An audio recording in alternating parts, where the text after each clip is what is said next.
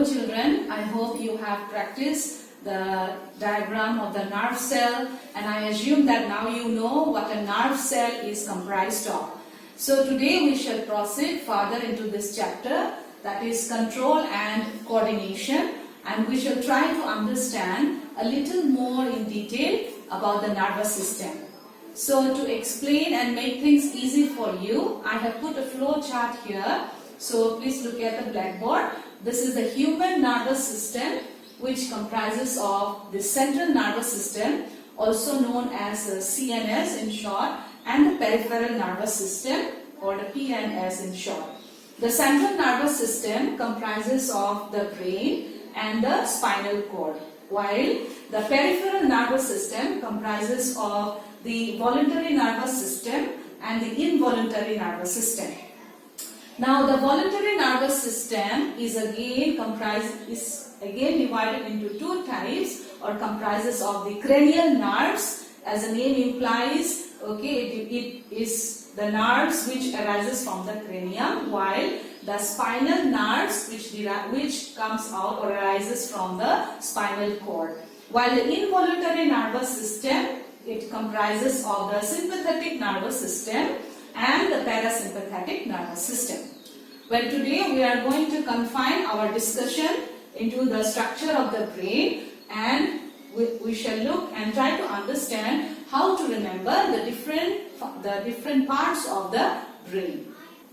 The central nervous system, it is considered as a supreme power of controlling all the body responses. Okay, it consists of the brain and the spinal cord. Like I told you, the brain is protected by a skull. Okay, while the spinal cord is protected by the vertebral column. Okay, it runs down right through our back. Okay, that is a vertebral column. Okay, the scientific term that we use to refer to the brain is called as encephalon. Okay, and the branch of science which deals with the study of the brain is known as encephalogy. Okay, this brain is present inside the cranium. Okay, in layman's term we refer to as the brain box, okay, of the skull, which is the head. Okay, and this brain is a soft organ which weighs somewhere between 1.2 to 1.4 kilogram, and this brain is a center of thinking and main coordinating center of the entire body. Alright, this brain is covered by three membranes. Okay, what are the name of these membranes? We also refer to them as meninges. Okay, these membranes are namely the pia meter. Okay, the second one is called the arachnoid membrane, and the third one is known as the dura meter. Okay, the space between the membrane or the meninges and the brain cavity is filled with a fluid. Okay, the name of this fluid is cerebrospinal fluid. Okay, now let us try to remember the parts of our brain, and we shall try to remember this with a very easy exercise that I will show it to you. And what we need is to stretch out our hand. Okay, so stretch out your hand in front of you. Okay, so as you see, the skin on this side is darker than the skin on this side. Okay, so I will turn this side towards you so you can see it on the screen. Okay, so just like the outside or the outer layer, okay, just like this, the outside or the outer layer of the brain is called the cortex, or it is called as a gray matter. Okay, now the muscles inside the hands, it represents the white matter of the brain, and it is made up of neuron axons. Okay, now if we make a fist like this with our hands, okay, we get a shape. Okay, this is called a fist, but it's similar to our brain. Okay, and this is how the human brain is able to squeeze so much gray matter cortex into the small space within the skull.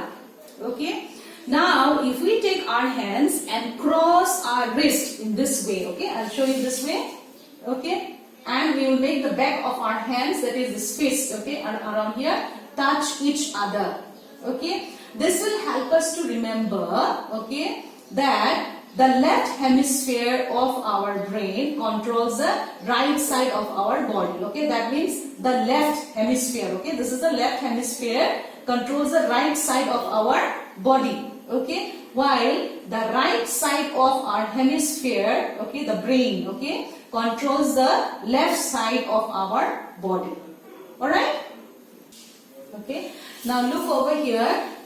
Alright, you look closely at your hands. The area which our hands touch, okay, or the fist touch, right here, okay, here, this area over here, okay, this area represents the corpus callosum, okay. This area is composed of a bundle of nerves, okay, which helps the right hemisphere and the left hemisphere, okay, the right and the left hemisphere to communicate with each other, okay. Now, our wrist, okay, wrist is this area, alright. What does our wrist represents? Okay, our wrist represents the brain stem, which sits at the very bottom of the brain, okay. And this brain stem regulates important functions like breathing, our heart rate, sleeping, eating, and many more other functions too, okay. Now our arm, okay, here, alright, this arm, it represents the spinal cord, okay, which extends down to the back. Like I told you, okay, the spinal cord here, which is covered by the vertebral column. Okay, so here in this exercise, our arms, okay, they are representing the spinal cord. Now, what is the function of our spinal cord? Okay, the spinal cord receives and sends information from the rest of the body. Okay, now let us focus at the left hemisphere.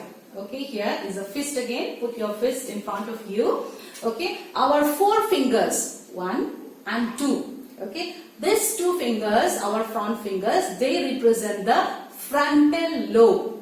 Okay, and this is the part of the brain, okay, which is responsible for complex as well as abstract thought. Okay, it helps us to make plans and imagine possible futures, and also it controls our emotions. Okay, now if we extend the middle finger and the index finger, okay, it represents the parietal lobe. Okay, the parietal lobe, it integrates all the sensory information, okay, in our body. Okay, our sense of space, our sense of navigation and touch all relate here. Now let us take a look at the back of our hands. Okay, do this again. Alright, and if you see closely, they look like eyes. Okay, right, this area right here. Okay, this area right here. Okay, this will help you to remember. They look like eyes and they are known as the occipital lobe. Okay, and it helps us with visual informations. The occipital lobe is located at the back of the brain. Okay, so you know sometimes we get hit on the back of our head and we see stars. Why? It's because we have just hit our occipital lobe. Okay, now if we take a look at our thumb here, okay, the thumb, alright, we can very easily lift it away from the fist, but it is attached to the hand. Okay, so this thumb represents the temporal lobe. Okay, and this lobe is responsible for understanding sounds and speech. Okay, so what I want you to do now is turn to your book on page 118.